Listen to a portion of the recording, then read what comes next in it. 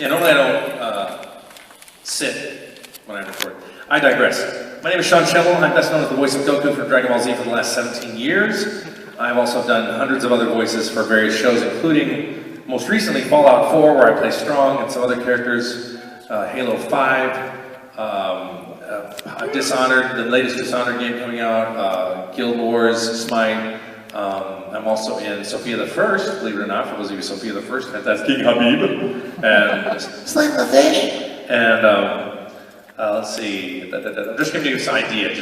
I hate bragging about my credits. I'm just like, well, yes, I play Goku, let's talk. I don't, but a lot of people want to know. And I was in Yu-Gi-Oh! GX, the previous incarnation of Ninja Turtles, Pokemon, Scooby-Doo. I don't know, I voice act for a living. It's the best job on earth. The first part of the job that's really great is recording. The second part is meeting all of you, and it really is a thrill. And sometimes I will get questions that irritate me because I'm a human being, but I still love the fact that you guys love the show so much. I've been curt with anyone. I don't think I have, except for one person earlier. But I try to keep it real, which means I get to have feelings too. Because some actors like to put on a front. And I did that the first few years of my career. Two things happened. I felt exhausted, and I felt like I was being fake and creating a cult of personality around any fame I might have, which I think is a load of shit. So I decided that I wanted to keep it real, yo, like J-Lo, which, by the way, for those of you who are musicians, if you sing Jenny from the Block with a Picardy third, it's hilarious. Anybody get that joke? A Picardy third? Anyone? Nobody's a classical musician. Okay, do you want me to explain the joke? Okay, so the joke is, a Picardy third is when you're in a minor key signature and you end in a major one chord, which you typically don't do. So it was developed by this composer named Picardy. And if you're singing Jenny from the Block and you go, I'm still Jenny from the Block, I'm still Jenny from the Block. It's all minor, but you go, I'm still Jenny from the Block, I'm still Jenny from the Block. And it becomes a Bach chorale at that point. That's funny. That's musical comedy. I won't tell you my French 6 inverted chord joke that I made in music school, which nobody laughed at, but I thought was hilarious. But I digress about music temporarily. Anyway, so I'm a voice actor, ADR director, engineer, and musician. And I like doing panels where it's kind of about me, but mostly about you, meaning we can talk about Dragon Ball Z. A couple things. I have seen very little Dragon Ball Super. Funimation does not have the contract yet. I haven't signed a contract that's looking likely that we'll get it. I don't know anything else. I did record some lines in Xenoverse as Black Goku, but that voice is not necessarily finalized because we did not have enough script data for me to create a proper voice, even though I did research the episodes in Japanese thoroughly. So that voice might change for the series should I get the role, which I think I will. And unless they lose the contract, but I don't think that's going to happen. And when I say I don't think it's going to happen, I'm speculating on a lot of this. I am not privy to the goings-on at Funimation Legal. So I don't know that, and yes, I've seen Team 4-Star. I think it's funny. I don't watch very much, and I don't really care to do any lines from it because I didn't spend 17 years working on my show to talk about that show. But it is funny. I'm like, why does it? That's like going up to William Shatner and going, say engage. You know, he doesn't say engage. Why are you telling William Shatner to say engage? So, engage, computer. I'll be like, engage. That was out of control today. Anyway, I had a lot of caffeine. So I don't know about that. That takes those two irritating questions out of the way. And then that way we will have a better time. But I do like to make the conversation, I try to help young people who are trying to find their way and in terms of their careers and their lives, and sometimes I give advice and sometimes I don't. So, you know, if you're like, how'd you make it, and what do I do if I want to do this, or you want to ask about this, or you want to ask about music, or whatever, or you just want to make a comment, I don't care. And notice what I'm saying, it doesn't have to be about me and what I've done in my career, or what that. It can be about something that, you know, if you look, like, okay, as an example, I don't think I'm any kind of like smart guru or anything, but there was a kid who hacked my Twitter account to get my phone number to invite me to a private encrypted chat room to simply ask me a personal life growth question, and did not ask me anything else about Dragon Ball Z because he thought I would be the kind of guy who could answer his personal growth question. Which apparently we had a very good conversation. I told him this is not a good thing to do to celebrities, even though I'm not really a celebrity, so you shouldn't hack people's phone numbers. I'm only doing this because I care and I think you actually do want help. And I gave him the best advice I could, reminded him I wasn't a doctor, and I'm just an actor who plays a Super Saiyan on TV. So I really don't have any qualifications to be giving advice. But that being said, I do have some life experience, and sometimes people want to learn from that and talk about it, and maybe I can, because I've done a lot of thinking outside the box to have the career and the life I've had. And so one of the things I notice when I come across a lot of people is a lot of people are very programmed by society. And we all get programmed by society. They're programmed by their parents, and they're programmed by this. And I'm a big believer in thinking outside the box and realizing that you own your life. It's not the property of the government, which means you should be able to put any drug you want in your body. It's not the property of your parents. You should be able to do whatever you want with your wiener also, except, have sex with kids, which is bad and illegal. But I'm just talking about general, same-sex marriage is what I'm referring to. You should be able to be in love with whoever you want, and the government shouldn't have anything to do with it. So that being said, if you're your own free and sentient person, and then you're going to medical school because your mom wants you to be a doctor, well then who the fuck's driving the bus? So sometimes we'll have talks about that. I'm saying we can talk about those things, we can talk about Dragon Ball, we can talk about voice acting, we can talk about how the acoustics in this auditorium and how I wish I brought my French horn to play a concerto in here, which would be awesome. And I might just give you a Kamehameha because I love the acoustics so much. I just don't do a lot of conventions, it kills my voice. But yes, so I'm going to open the floor for questions. And, or comments or discussion or whatever. I'm not going to do a lot of vocalization, so if there's a lot of like, do the hope of the universe speech, A, I don't have it memorized, B, I don't want to perform right now except for the French horn, and C, it's going to kill my voice and I got to work when I get back. So, but I will do some things. I try to preserve my voice and give people what they want to, because it's, for a while there, I missed 2 Cartoon Network shows because I was at cons and I lost my voice and I got cast in these shows and I lost. And I'm like, I can't do that anymore. I got to tell my fans, and I hate that word also, but I gotta tell the people who come to see me that I can't do as much because I'm trying to be a voice actor. Those are tough. That's one of the tiny tough decisions you have to make. There's gobs of other decisions that you have to make that are very difficult, and there's a lot of things you have to do, things outside the box to sometimes live your dreams unless you're in a very supportive, non-programmed country and/or household. And I will talk tangentially and ADHD-wise, and if I go too fast, just ask me questions because I'm not going to slow down. All right, let's open the floor. Guy with the suit. What would you consider to be the easiest voice role you've ever done and the hardest voice role you've ever done? Oh gosh, the easiest voice role I've ever done, and I'm talking not really emotionally, but in terms of just physical pain and preparation. One of the easiest ones would be any book narration I've done where I just not even do another character. I've only done a few audiobooks. But I did win some awards from them, and I was proud of that, because I did this book called I Suck at Girls, and then Shit My Dad Says, or scratch that, reverse it. Shit My Dad Says, I Suck at Girls. I won an Audie for it, but they make you pay for the award. So I wrote my producer and I said, I'm going to answer the question. I wrote my producer and I said, hey, can I get my award? They're like, no, it stays here at the HarperCollins. I'm like, yeah, but last time I checked, it wasn't the award for Best Producer. It was the award for Best Actor in a Comedic Role, and that's me. They did not write me back. Actually, I wrote a much nicer letter that said that in subtext. Yeah, I think it's, and every time my friend Todd Haberhorn goes to New York, I say, steal my audiobook award for me. Just steal it. It's got my name on it. Then I'll go to jail like OJ. So to answer your question, anytime I have to use my natural speaking voice, it's very easy, obviously. And anytime it's like I had to do an audiobook where it's like 700 pages of migration in first millennium Europe, and I fell asleep in that. And that was, even though it was my natural speaking voice, I didn't do any other voices in it.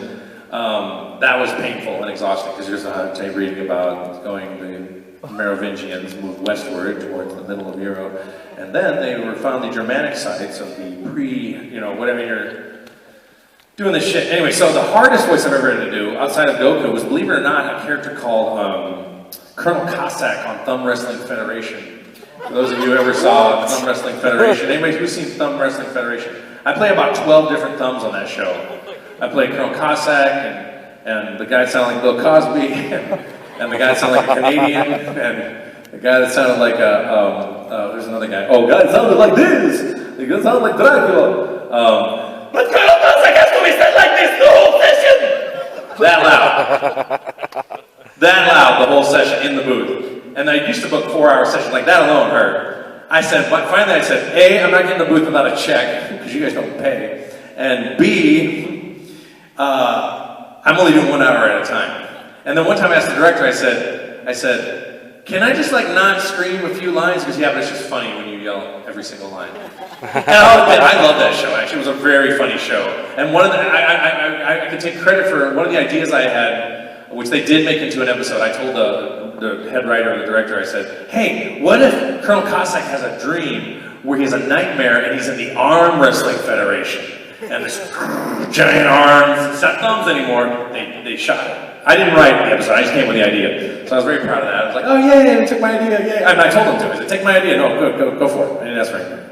But that would be the hardest. My natural speaking voice, like a character that I've done that sounds a lot like me is Elliot on Yu-Gi Power. And then the hardest one would be Colonel Cossack, followed by Goku, followed by Batman and The Dark Knight Rises for iPad, which I did a couple years ago, where I had to talk like this the whole time, which is a slight British list, because Christian Bale has a tiny list.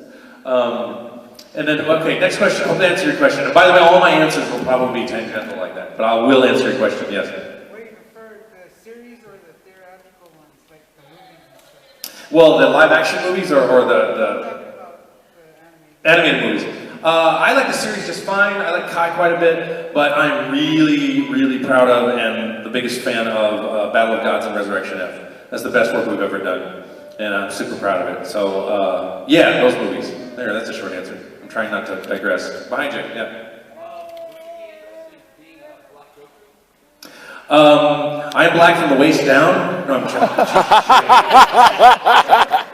Wow. You know what I'm saying. Okay, so no,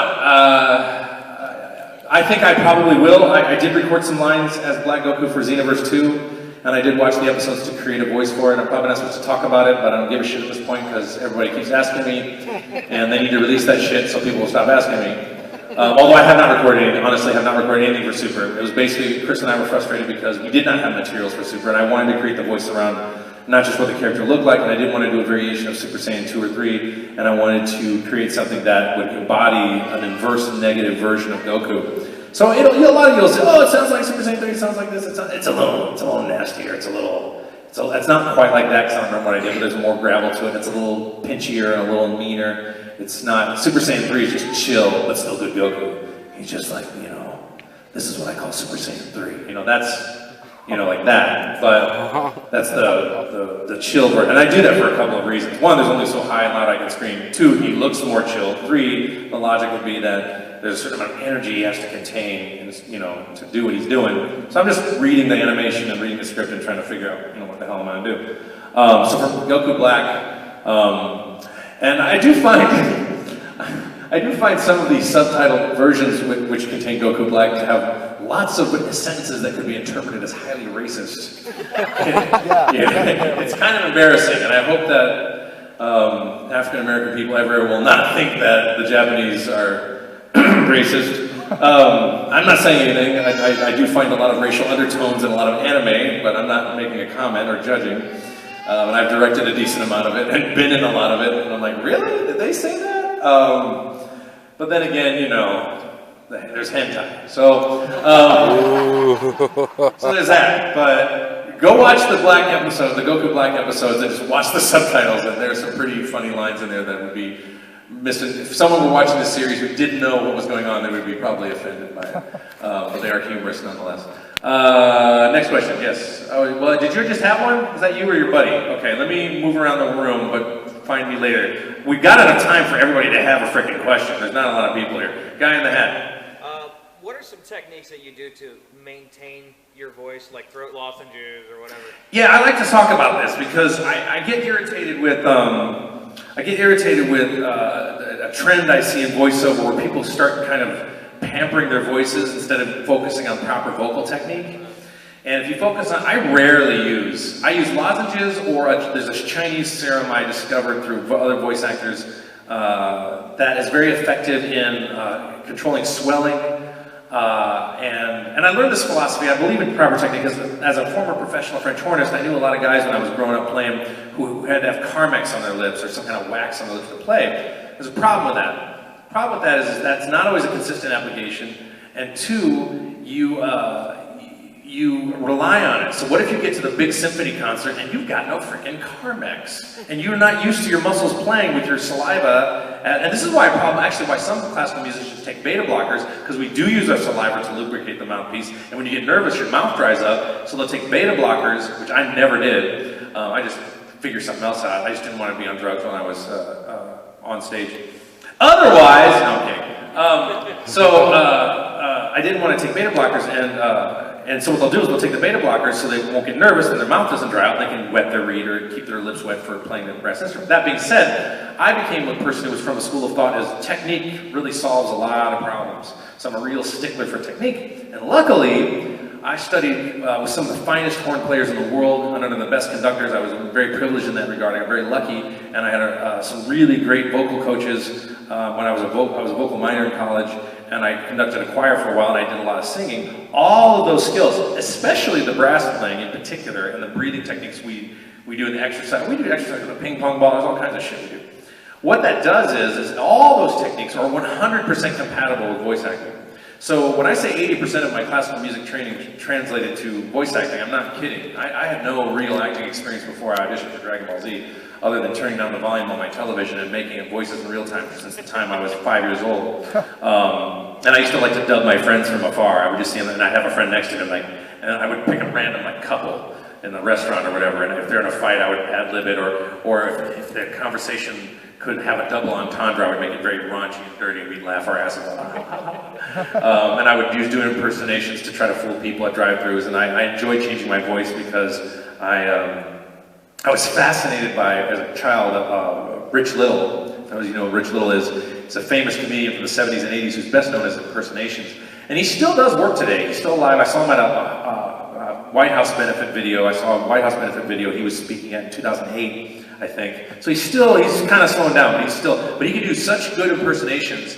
In fact, if you ever look this up, look up Rich Little teaches Jimmy Stewart how to do a Jimmy Stewart impression. It's comedy gold, because he's literally, you gotta do this, and Jimmy Stewart's right there playing along. And they're ad-libbing at a roast. It's not even scripted, and it is brilliant. So I'd watch him change voices, and he'd be doing impersonation of Jack Benny or something, and I never heard of Jack Benny. I was a kid in the 70s. I was like, when I was watching this stuff, I was like 7 to 10 years old. I was born in '68. And so he would do the impersonation, and it wasn't even somebody I'd heard of, and he would transform, and it looked like he was someone else, like he'd become someone else. And I'm like, that is so cool. I want to become somebody else with just my voice. Holy shit, that is the coolest thing ever. So then I became obsessed with Bill Cosby records. I had a lot of those in the 70s. My family had them, and Robin Williams was a huge influence. Then Eddie Murphy came along, and I was just like, all these guys are heavily influenced me. And believe it or not, a lot of my colleagues here, Billy West especially, it was influencing me before I was a voice actor, because he's a veteran, and Steve Bloom, and I'd meet these guys, I'm like, wow, I was actually practicing your voices in high school, and this is now what I do for a living, last 17 years. So as far as your answer about that, I told you it'd be tangential, and about vocal technique. People get really precious with their tea, and it's helpful, and you want to drink a lot of water. My whole thing is breath support and vocal technique. So, when I was doing all the Dragon Ball Z sections, screaming my ass off, just water. Make sure I'm drinking a lot of water. Sometimes no water, sometimes coffee with creamer. I mean, because I'm using so much air and vibrating my voice at such a high amplitude that it doesn't matter if it's coated with milk. It just rips right off. It doesn't, I didn't be like, don't drink milk, you need a voiceover. Yeah, if you're going to talk like this, don't drink milk. But if you're going, yeah, you're just going to power through, So I wasn't even thinking in those terms. I just knew that a lot of the breathing techniques I developed as a hornist, and you're playing on a 12.5-foot tube, and if you're a flautist, there's even less resistance. You're really blowing. You're developing a series of muscles that are extremely, what it does, it helps support your vocal cords like a sail. So there's a lot of voices I do that are extremely loud, like Colonel Cossack's one. Even when I do my Popeye impression, and I talk like this, it's this loud, I can't do it. I can do that. But it's still pretty, most of the time, because I'm using a huge amount of volume, because I'm contorting my vocal cords so much, that if I don't use a huge amount of volume, you'll squeeze your vocal cords together in a way that can be damaging and cause nodes. And I don't have any nodes, and I can still do voices I did 20 years ago, and I've been screaming my ass off for 17 years. And that's because of proper vocal technique. And I think I genetically heal pretty well, which it's getting a little tiring as I get older. As I get older, it's like, I can't scream quiet, But I'm competing with a 72-year-old Japanese woman, so I kind of need to keep up. I'm referring to Masuko Nozawa, for those of you who don't realize what I'm talking about. The voice of Goku in Japan, so she's awesome. So I got to keep up with that. Maybe you got to start working out. I was doing karate for a while, but then I quit because I moved away. And I went for a couple of years, but I'm currently not working out in the shows, so I got to get back on that. Anyway, technique. Anyway, so if you're going to use some stuff, you got your liquor shroot, slippery elm, lots of keep your beverages at, not hot, but like room temperature, like let the tea cool off. Throat coat tea, a lot of people use that. You know, I've mixed results of that and the Chinese stuff. Just focusing on your proper breathing technique and making sure that you can control your environment where you can. Like sometimes I'll go, if I need more in my headphones, it's not because I can't hear myself. And a lot of engineers think that it's not. If I can't, I want it loud because it prevents me from screaming too hard, because if I get enough feedback into my headphones, when I get louder, it'll be loud in my ear, and my ears will clench up like they naturally do when they get loud, which actually protects my ears. And then also, it will prevent me from, you know, you never have headphones on, you talk too loud, you don't realize you're talking, you're on a car, and you hurt right away, your voice goes out right away. That's why you've got to have that acoustic feedback. And I also... With noise cancellation, you can't hear shit. You can't hear shit. And noise canceling headphones, I don't know that I use them because they introduce some other acoustic anomalies that may be picked up on the tape, or on the recording, on the digital recording. But, so yeah, technique. I heal with throat coat, and I heal with Chinese salve sometimes. It's pretty rare. Usually just water and sleep. I'm good. Not other vocal coaches will tell you otherwise. I just don't. I would agree with them. I'm trying to say, don't make them crutches, because what happens when you don't have it and you got to perform? What happens when you don't have your Carmex, so to speak? Then you're shit out of luck, and you've got to always be ready to perform. So to me, it's always about being able to be ready to perform. So that's a very long tangential answer, but hopefully the rest of it is interesting. I try to make it interesting, even though I talk a mile a minute. Who's next? Here. What's the weirdest thing you've ever received from a fan?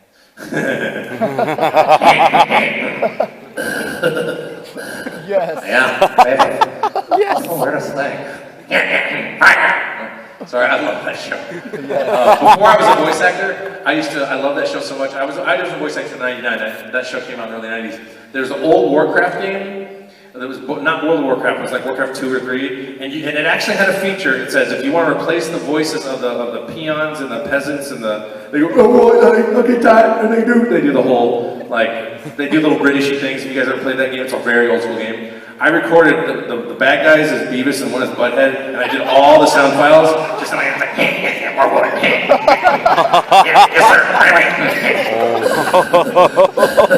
and so I made, so you can do this on I can't remember if it was Warcraft 1 or Warcraft 3, it was one of 1, 2, or 3, and it's a 2D overhead strategy game. It's like the Alien one, the XCOM. It's like XCOM, but it's overhead. And it's before they came out with World of Warcraft. But that's one of the kind of things I did. And see, when I say these things, I'm telling it as a funny, interesting story, but if you're clever, that's the thing you do to get good at voice acting. You see, these are all part of the pieces of the puzzle that there's lots of ways to do it. You go to acting school, which is a great way to do it. I'm just saying, for those of you who are thinking about being voice actors, listen to my habits. I'm paying attention to sound all the time. I'm mimicking people all the time. I'm practicing my voice all the time. I'm using proper vocal. These are all things I'm doing over and over and over. I say that because this guy here was asking me about voice acting earlier. So, it's one of those things that I try to instill in people along with some infotainment. Anyway, what was the question? What was the weirdest thing? Yes, weirdest thing I got from a fan. Well, the weirdest thing I got from a fan was actually Chris Sabat when he snuck into my hotel. Well, paid people, I don't know if he paid them, but he asked people to sneak into my hotel room and put bizarre things in it, and like a kazoo in my pants and a recording of a woman saying in Spanish, "The kazoo is here, the kazoo is everywhere, I'm sorry." That was a prank Christopher Sabat played on me that went on for over a year. To which I wrote a letter in Spanish to the maid staff because they were Hispanic and I thought they had put a kazoo in my pants. So I used Google Translate to write them a letter, which I penned in hand. Why did you put a kazoo in my pants? I'm not angry, I just want to know why you're doing this to me. I'm very curious. But I didn't leave, and I translated Google Translate, it's like, I don't speak Spanish, but it's my fake Spanish. That's my fake Spanish. Anyway, so it's terrible. So I left that in the room, but I forgot to leave an email address, so if she wanted to respond to me. And Chris, buffered me approaching management by informing them that I was mentally ill. So here I am looking like a madman. No, I don't care. I don't want the maid staff to get in trouble. I just want to know why they put a kazoo in my pants. That's all. And some sanitizer in my laundry, which was clean, by the way. Then they rolled up my karate belt, and it was a bunch of weird shit. It was really funny. That was from Chris Sabat. But the weirdest gift I've ever gotten from a fan? Got a block of wood.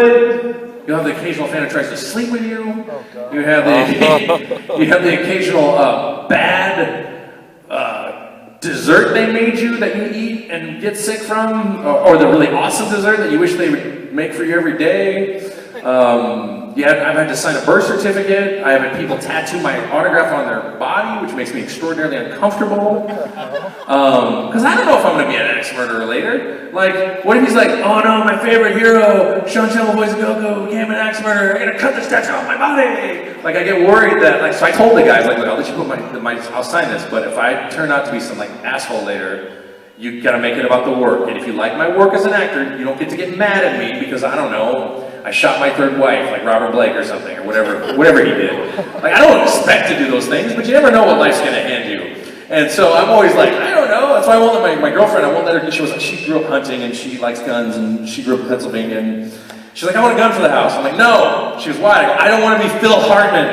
And I love that man. And he's gone now because some crazy woman, his wife, sad for her as well because she's got mental issues. So I'm not trying to bash her, but she did kill her husband. I don't want to be that guy, so no guns. And I'm not saying you're that girl, but we don't know how crazy we're going to get in the next 20 years. So I just think we're going to leave the gun. And I find shooting in a fire range actually very relaxing, and I enjoy shooting bows and stuff, but I find it all very relaxing. But I just don't want the weapons. I do want a real sword. That's it. It's only, for those of you who are real nerds, I have a Heron Mark blade from Wheel of Time. Anybody a Wheel of Time fan? Robert Jordan, best fucking fantasy novel ever? Nobody, because I like it better than Game of Thrones, and George R.R. Martin is awesome, but I like this book better. Anyway, I have a Heron Mark blade from that book series. It's my favorite book series. What was it? Oh, that's the list of things. I answered the question. Yes, so I think we gave you a good answer. Okay, sorry. And we have some front row people. By the way, sorry, kids came in. I do curse occasionally. I try to censor, but I don't think it will damage their brains. What are we doing? Who's next? Who didn't have a question? You did, yes. Why did you choose to do DBZ?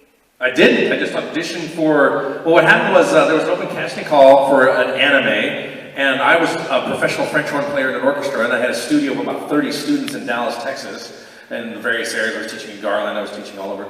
And there was an open casting call, and a lot of my friends were like, hey, they were looking at the paper for acting work. A friend of mine was like, hey, there's an open casting call for a cartoon, you should do it, you do great voices. And I'm like, nah, I'm gonna be a French horn player. No, really, you should do it. Like, nah, I think I'm gonna stick with a French horn. No, seriously, you need to do this. I'm like, fine. Now I'm the kind of guy though that if I do something, even though I have no experience voice acting, I take it very seriously. So all the work ethic I built up around classical music, print up a nice resume, I did some voices in a puppet show in the North Park Center. I did marionettes with a guy named John Hardman, who was my puppet master trainer. But I only did a couple voices for that. I put together some voices, acted like I was a voice actor, dressed nice, showed up. And what they asked me to do, you know what they asked me to do for the audition? Here's what's great about it. Remember I told you earlier I used to turn the volume down TV and put voices in, I did that? What they asked me to do is because the Dragon Ball was originally recorded in Canada, and Ian Corlett and Peter Columbus were the first two voices of Goku. And so what they said is, they go, we're moving production from Canada to the US, go in this room by yourself and watch this videotape of 12 different voices and copy them. What had I been doing the last 20 years is sitting around copying voices. So honestly, I felt like my Dragon Ball Z audition was possibly, other than being pre-cast, which happens to me now because I have a reputation now, other than being pre-cast, I would consider Dragon Ball Z possibly my very easiest audition. I remember going there going, well shit, I do this all the time. And then when I heard the voices, I was like, I can copy all of these. And I found out that I did copy a lot of them, and they were just wanting to spread around the talent a little bit. So I was like, oh, okay, well, at least they thought I could do them. And I didn't want to be Goku because it was the most boring voice to me, the most interesting voice with a whole bunch because I didn't know anything about the show. 2 weeks before my audition, I went home after teaching school and turned on Cartoon Network to watch Dragon Ball Z, but it was the series of episodes recorded in Canada where it was just Gohan and Piccolo in the forest. And I'm like, there's only 2 characters on this show, I'm not gonna get a part. Like I was thinking, I almost didn't show up for the audition. I was like, there's only, but my friends kept pressuring me. So I show up and they go in this room and listen to these voices and just practice copying. There was like 12 different voices. And the one I thought was the most interesting that I did was Captain Ginyu, and I was really disappointed when I didn't get that part. The other thing that was interesting is, and this is an experience thing that you want to take with you if you ever audition for something, my classical music training had also taught me, don't leave your performance in the booth. And what they say is, don't leave your performance in the practice room. And what they mean by that is, when you're practicing a concerto, or you're practicing a piece of music and you're getting ready for your concert, it's very common to get nervous and practice so much that you'll blow your lip will be weaker, you've left your really great performance that you're trying really hard for in the practice room. And then when you go out, you kind of bomb it. And as you play an instrument long enough, know when that threshold is. And I'd done voices long enough on my own to where I was doing it over and over and they weren't coming in, and I thought, you know what? I'm just going to sit here now. Now, a less experienced person might have, you know, at least musically, because I was in music, might have, if I were 20 years old at the time and new to it, I might just keep doing it in like a few minutes, because to me it was just easy, just copying voices. And then I just sat there, and they called me in, and I did the Goku stuff. I did 12 voices, and they called me in a couple weeks, and Chris Sabat called me, who was not a friend of mine at the time. Hey Sean, you're gonna play Goku, so why don't you come to work? And I'm like, you sure with that? Because I really thought my Captain Ginyu was solid. No, trust me, you're gonna play Goku. Chris is a prankster, and he did not bother to tell me I was playing the lead role on the show until about 2 weeks into recording. Because I was like trying really hard. I was trying to make every single fight react different. I was trying so hard to make everything great. And he's like, Sean, you do realize you're the main character on this show, right? And I'm like, no, that's awesome! Like, I totally Goku'd out. It was totally weird. So these are kind of early stories. So yeah, I didn't think to audition for DBZ. It was just a cartoon that my friend said I should. I like quotes today. I like that. I guess I'm into quotes today. It's a cartoon that my friend said I should audition for, and I did it. But I took it very seriously. My point of saying those things is like, you know, because people come to me and go, I'd like to try voice acting. And I'm like, oh, you'd like to try it? Now, granted, it may seem like I did it on a whim, but think about it. I took my whole practice, 3 hours a day French horn work ethic and applied it to this audition, because you bring your A game or you go home. So if I just wanted to try, I would have bombed the audition. So the reason I say that is, if you want to just try voice acting, you need to play hardball with it. Everybody I know, all my colleagues, are smart, talented, experienced, and working their asses off. That's your competition. So I get a little irritated when people are like, oh, that sounds like it'd be easy and fun. I'm gonna give it a shot.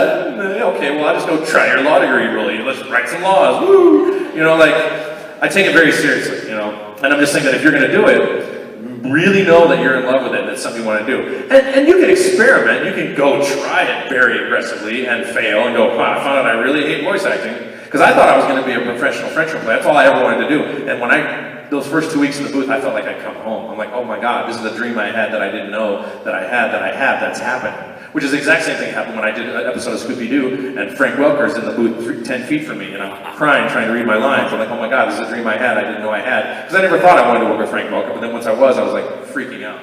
But that's just how my brain works. Here's mine. So, we have another question. Yes. If there's one technique that you could learn that Goku does, what would it be and why? Well, so many. Yeah, that's a good question. Because you got your instant transmission, which is like bank robberies, hello. You know, and I'm on the Galapagos, you know, or another planet spending money that doesn't work there. Then there's also blasting energy out of your hands is always a good one. You know, that's flying is also a really good one. Sensing other people's energy is kind of an interesting one, you know. I think I would, you know, if I would like to be as good a martial artist as him, you know. I don't know. I'm probably flying, come on. I mean, it's the least violent, because I'd probably just go get in a bunch of fights if I blast energy out of my hands. I'd probably rob a bunch of banks no, I'm not that immoral. I wouldn't do that, but I might, if I did rob the banks, I would give like, 82% to the poor. No, I'm kidding. I would just divvy it. I would just pour it over Manhattan. Hey, everybody go! I'd be the Joker, Batman. When he's giving money, I'm giving away free money! And he's in the hole. You are my number one. I love that scene. I like to do it with Jack Palance. Who acts that way anymore? That's amazing. Who's another question? We're just having fun today. What are we doing? Where are we going? Wait, hand. Other guy, yes, with the beard. I've got one kind of coming in. I'm working on it. It's because I lost my razor. And then I found it, but then it's too long. Anyway, what's your question? So, you've done a lot of work for various shows in the past, so if there's any animes or TV shows or even movies that you can think of, what is something that you would really want to be a part of and work with? I never ever think in those terms until recently, and it's not because, you know, I really wanted to be part of One Punch Man, and I had talked to about, I contacted Viz, or whoever, I think Viz is producing, about potentially directing it, but that didn't happen, no big deal. I like that anime a lot, but I don't typically think in those terms with the exception of a couple of areas. And here's the reason I don't. The reason I don't is if you think in those terms, and you want that goal, and it gets an unrealistic goal, like, you know, I'm not gonna be playing, I don't know, I'm trying to think of something I wouldn't be playing that I might want to play. I'm like, I'm never going to be a ballerina. I'm not going to be the lead in the Denzel Washington story. So I'm, you know, so like there's no.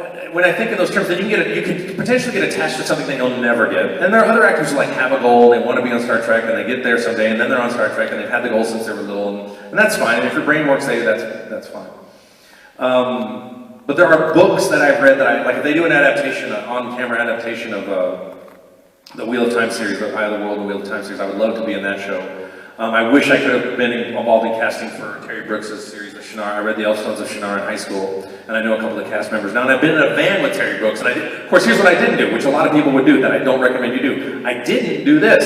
Hey, Terry Brooks, I read your books in high school, and I'm a big fan. Will you please put me on your show? That is the absolute worst thing you can do. All I said was, hey, Terry Brooks, I love your books, and I read them in high school, and I need to reread them. I hear you have a show on it. I hear it's great. Yes, it is. Tell me more about that. That's how that conversation went.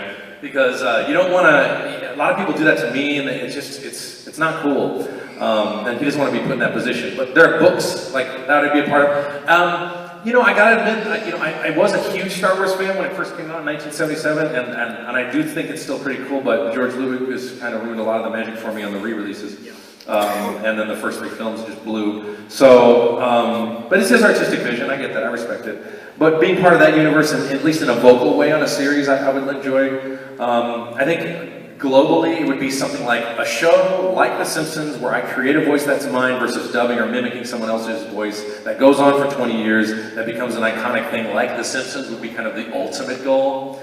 You know, I mean, think about that. I mean, that's like, you got the cast of The Simpsons, that, you know, they're the next generation of what was, you know, Mickey Mouse, you know, the voice of Mickey Mouse, Donald Duck, Mel Blanc. That's the, you know, end all be all, that echelon of work.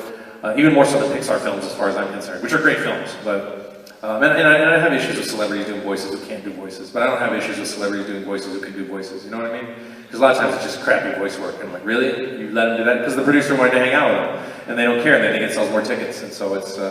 Yeah, maybe it does. I don't know. I mean, I don't know. But there's a little resentment there, because I know a lot of really talented people who are better in a lot of those roles. But every once in a while, you know, you'll get somebody who's. There's a lot of comedic actors, and like I think John Lithgow's great. I think Eddie Murphy's great. I think Mike Myers is great. There's a lot of good. And Lawrence Fishburne was a Silver Surfer, and I didn't realize it was him till the end. And I don't have a problem with that. And I'm not going to name any other actors I think suck at it, but. You know, they're making more than all of us combined, and it's hard because you don't make a lot of money as a voice actor at this level. And it's hard to make your living, and that's when you got to make the hard sacrifices. Like, I don't have a kid, I don't have a family, I couldn't do this life at this level if I had that. I would have to take a day job and say no to conventions and say no to things. It's, you know, it's one of those things that's a catch-22, and I've made some personal sacrifices to have a really, really glorious life, especially meeting everybody here, because it's really nice to go out into the world. I mean, it's very rare somebody's like, hey, voice Goku, you suck! Like that does not usually happen to me. I get recognized in LA now. It's totally weird. And I forget that I'm the character sometimes, so someone will walk by me and they go, hey, aren't you? And I go, I'm your uncle? And I'm not playing, I just really don't think, I don't always think, I Goku out, I get clueless. They go, the guy who does the voice, I go, well, yeah, but, oh, yes, oh, sorry. And I'm not being a smartass, I just get lost in my own space, and then people will do that. So it's a really gratifying thing to have people tell you they like your work all the time. Like, I mean, I wish the guy built the stage, great stage, and no one going, hey, great stage guy, great, I love your stage. Like, you know what I mean? It's a really privileged position I feel like I'm in. It's very grateful because the medium that we're in, television, allows that sort of thing to happen. So, how much time do I have before I'm done with this? Who's the moderator? Is there a moderator? Or are we just going to talk till I'm done? Because I'm done signing for the day, so we can just hang out. Who hasn't had a question? Who has not had a question or comment? Have you not? You have not. No, you have not. Yes. Okay, go ahead. Who? Joker? No. I love that impression, like the Joker character. I mean, I like that character. It's an interesting character. I'm a little irritated with Gotham right now, though, because I love that show, and I'm like, okay, we're going to need about 7 more seasons of this before we get to Batman, at the rate that everyone's aging, and at the rate everyone's age is. So I don't know if you plan to swap out the actors, that's not a good idea. And if you're going to age them up, you better have some good makeup. So I have no idea how they're going to sort that out, because Bruce Wayne is like way far from being Batman right now. And they had the proto-Joker, for those of you watching, well, I won't give it away, but there's There's already been kind of a Joker-esque character. So I digress about Gotham, but I'm enjoying the show, and I like what they're doing with it. It's really interesting, but it's going to be a long time before we see Batman, I think, unless they do some cast swap. Sean Pertwee's great, too. He's a great actor. And I'm really enjoying Sherlock with Lucy Liu and Johnny Lee Miller. He's just brilliant. He's unbelievable. I'll never be that good. I look at actors like that, I'm like, yeah, that's no fucking way I could do that. I mean, I could try, but I'm not that kind of actor. Yes. What are some of your favorite impressions or voices you do? I do. I was habitually doing Christopher Walken all the time. Me and my friend Michael Cinder Nicholas and a couple other of my friends have been doing Christopher Walken since. Let's see, I met Michael in. Maybe we do that impression 15 years. I put my pants on one leg at a time. Once they're on, I'm Echo Records. I had that sketch memorized, and we were always doing Arnold Schwarzenegger because he's like, get to the chopper, doing Arnold, and it's passe now, it's not even funny anymore.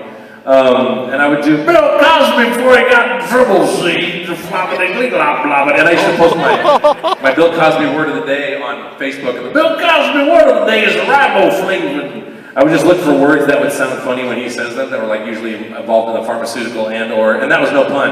I know it was before this all happened. Really, it was like, chloroform, see? I didn't. And I feel for the guy, because I feel for the women especially, but I feel for the guy and the women. I feel for the women because they got taken advantage of, and that's horrible. But I feel for the guy because you gotta have a deep psychological issue when women.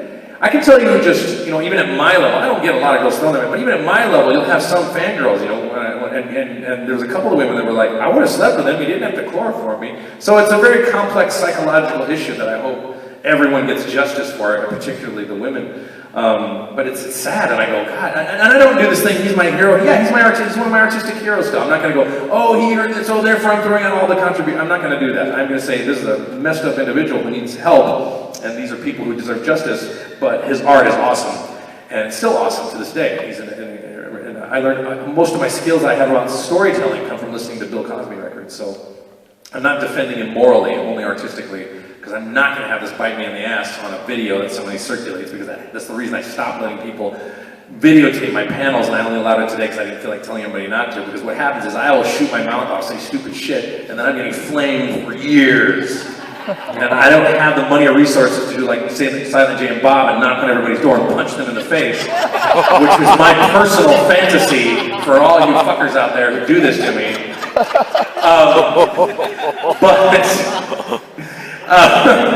It is, but I'm never going to do it because I just don't have the money and the law prevents it. But come on, have some balls and be polite. If you're going to criticize me, do it to my face and we can have a discussion about it. But I digress. I can be a little surly online sometimes, and I'll leave Twitter sometimes and I get a little bombarded. I'm a very emotionally sensitive person, so I get a little overwhelmed, and sometimes I have to disappear from the internet. Otherwise, I will make all of you hate me. But I don't care if you love me. What I really care about, and if there's a lot of things I said tonight you don't like about me, I don't really care. I care about whether or not, when you're watching Dragon Ball Z, that you're in the show and you're believing it. And it doesn't matter if I'm a dick or not. It matters that I'm suspending your disbelief and that you're having a great time. And that's my job, And I'm not a perfect person, so. And there are celebrities worse than me and one's better than me. And I don't like using that word in regards to myself, because I'm just a guy who does these voices for you and for me. I mean, I get a lot of pleasure out of it. I like voice acting. I get money. I get, trips. There's definitely benefits of being a voice actor, but, you have deficits, like there's no health insurance. Anyway, I digress. You already had a question. Let me get a few more people, and if we run out of people, I'll come back to you, unless this guy's question sucks. No, I'm kidding. Go ahead. I'm teasing you. Wow. Of all the shows, of all the movies, of everything you've ever done, what is the best thing you've ever done? Oh, in terms of my work? My work I've done. I don't like to. Dragon Ball Z and Goku is generally a separate thing that I don't compare to other bits of work I've done. I'm extraordinarily proud of my work as Goku and King Kai in Resurrection, and Battle of Gods especially, because I had to do that whole scene where Goku's talking to King Kai and they're trying. And I don't want you to know it's me when I'm doing it. I was very proud of my work on Giant Robo as Tetsugu, and I was very proud of Shaman King. I really like playing Midamaru and Ryu, because I had to talk like this the whole time, and I developed a squint that was almost permanent because I could squint the whole time I was doing it. Yes. I based that voice on two things. I based that voice on Ricardo Montalban a little bit and the Chris Kattan impression. This is the Antonio Banderas, how do you say, yes, show, which he used to do on SNL. And that's what I based Rio on. But yeah, I'm very proud of the 2 audiobooks I did. The whole thing of all of it, I didn't want to say Dragon Ball Z because it's typically not what I'm most proud of in terms of my vocal work. Yeah, it's outside of Goku, Battle of Gods and Resurrection F, I'm really, really super proud of that, how that turned out. I don't think there's a lot of times, and it's funny because there was one line in Resurrection F, it was Battle of Gods, where I had inflected the sentence wrong, and Raleigh didn't catch it, the engineer, he's really good, he catches everything, and Chris is gone for the day, and we were playing back and just listening, and Raleigh kind of wanted to go, and I was like, we listened to it, like, there's one line I hate. Can I do that one line again? It was about beer. It was about the ginger beer when he's talking to King Kai, and I inflected it. I hit the wrong word, and it made it sound like, it totally screwed up the scene. And I go, can I do that again? And he's like, fine. But he was cool enough about it. And he let me inflect it. And therefore, the reason I say that is that was a tiny bit that I was like not happy with. And then once I saw it all, I was just, normally there's a bunch of work I did on Z I think sucks. And there's a lot of my work I really hate. I am my own worst critic. I guarantee you I'm harder on myself than any of you. And I am really, really proud of it. I can't find anything wrong with anything I did on, in my own hypercritical analysis. I'm thrilled with the work everyone did on Battle of Gods and Resurrection F, and my work in particular. So, not better than theirs, but I'm saying when I analyze it compared to the rest of my work, it is something I'm very proud of. So that's a good question. Yes, way in the back. Then we're going to get maybe you. Okay, because you had a bunch of questions, and I should sent you away. I'm sorry. Yes, go ahead. Yes, when do you think you're going to dub Dragon Ball Super? You weren't at the beginning of the panel, were you? That's okay. I don't know. I don't have a contract yet, but I know Funimation's working hard to sort that out. So I'm open by the end of the year. I need a job, so I gotta get back in the booth. Yes, you. Yes. No, you. Yes. My question to you is this: when you originally dubbed the first time Goku transformed into Super Saiyan 3, how sore were your vocal cords for that? And well, here's what's weird about screaming. Certain things sound like they hurt that don't hurt, and certain things don't sound like they hurt that do hurt. For example, talking like this for 14 hours quietly is extraordinarily painful, and I did it as Black Doom on Shadow the Hedgehog, and that's not even really as low as I went. I have to do a long exercise to get that low. And I did have some possibly permanent vocal cord damage from doing that one. And then the lower, louder screams are higher when you're going, you're up in there. That's why these rock singers can do it. It sounds hard, but once you make the aperture of your vocal cord that tiny, you're like buzzing through a tiny hole. It just takes good air support, and the little tiny flaps in your vocal cords will do the trick. Unless it's screamed, gravelly, growly stuff. Like Chris Sabat fries his voice far worse than mine on a regular basis because both of his characters, Piccolo and Vegeta, when they scream, and Vegeta's all rough all the time. So he's got he does some real serious vocal sacrifice. And I'm impressed with his work. Hope that answers your question. Does that make sense? Yeah, okay. Who didn't get a question? I know I gotta wrap up soon. You in the back? Way in the back? Yeah, you went like this. Yes, I'm talking to you. Yes, you're still laughing at me. Yes. I will do it at the end. Yes. Probably a dumb question, but what do you think about Dragon Ball Evolution? I have become friends with James Marsters, and he will be happy when I tell you that he, of all people, was upset. He's more upset about that movie than I am, because I found out through becoming friends with him that he is a massive Dragon Ball Z fan. He might like the show more than I do. He's like, I teach my children the laws of Dragon Ball Z. Like, he is serious as a heart attack. He is not messing around, and he knew all about Dragon and everything. He was bitching at the director every day. He was trying to fix things. He was like, and it had to do with, what happens is, I don't know exactly what the truth is, but what happens is in Hollywood is a script will get optioned, and they have X number of years to make it. And then sometimes they forget about it, or it gets busy, or legal negotiations happen, and all of a sudden they see the contract, like, we spent $1 million on that script and we haven't made a movie with it? We better go make a movie with it, hurry up! Well, by the time they want to do it, the guy they were originally going to get to do it, Stephen Chow, who probably would have made it, if that's how you pronounce his name, Chow, He's a martial arts master guy. He did Kung Fu Hustle, and so he's a martial arts master guy. He was going to be spearheading it, but somehow he ended up not being involved. This other guy was doing it who didn't really get it, and just decided making a bunch of artistic, creative decisions that all of which sucked. So I think it's an okay movie if you're having a dream about Dragon Ball Z in a parallel universe that's kind of related to Dragon Ball Z, and therefore it's okay. And I think the cast is very talented. If it's within the Dragon Ball Z universe and is purported to being as such, it is a load of garbage. And I'm happy to say that the gross sales worldwide of Dragon Ball Z Resurrection F in theaters, which was my goal. We didn't do it in America, but between Japan and America and everywhere else, made more money than Evolution. Woo! So I'm pretty happy about that. That was my goal. I want to make more than Evolution. Make more. We didn't do it in the States, but you know. Anyway, how much time we got? I gotta wrap this up real soon. We're gonna one or two more questions, and then I'm gonna jet. I gotta eat dinner. And apparently there's some kind of, wait, do I have a panel later? No, that's tomorrow. There's an 8 o'clock panel tomorrow with, I think, all of us, like with a big part of the Dragon Ball Z cast. And then last question. Did you already have one? I think you already had one, didn't you? Did you have one? You had the hat. Who didn't have a question? Someone raised their hand who hasn't had a question who would like to. I'm just trying to divvy it up. No offense to those of you who want a third question or second question. So nobody has one. All right, then I'll let somebody have one who's already had one. Wait, who? Wait. Oh, way over there. Sorry, you're my peripheral vision. Sorry. Yes. This might be kind of inopportune or like wrong time to ask. But when you ask because it's your panel, since you're not signing no more. No, I'm not signing today, but I'm signing tomorrow and Sunday. You're not signing no more today. Could you take a selfie of us? Meaning, I do a selfie. I hold the camera. I'm taking a selfie, like I just hold it towards the audience, and then I've done that before. I have posted. Why is Monica texting? Monica Rial's texting. Oh, she's talking about dinner. Okay. And I always read her voice. I always read her text in her like, "Hey, thanks for going to the viewing." I always read her text in her voice. There's another. Hang on. There's something I was going to say about reading text in voice. Oh no, I can't. Sometimes I will do things like take someone's Facebook post, record it, verbatim as is. I love doing this to Jay Michael Freedom because he talks like this. And I'll record it and then send it to him. It's like I say, he knows today I had a delicious scrumptious sandwich with a couscous and capers. It's divine. I'll record it and send it to him. I do shit like that with my friends a lot.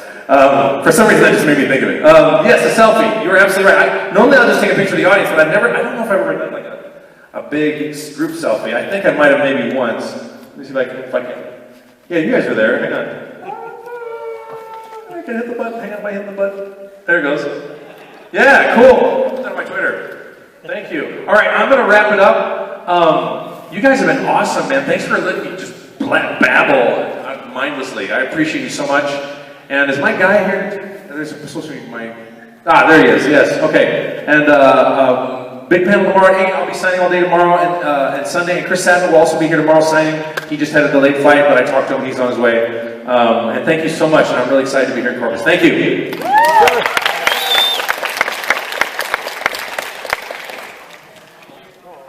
Oh, yeah. Yeah.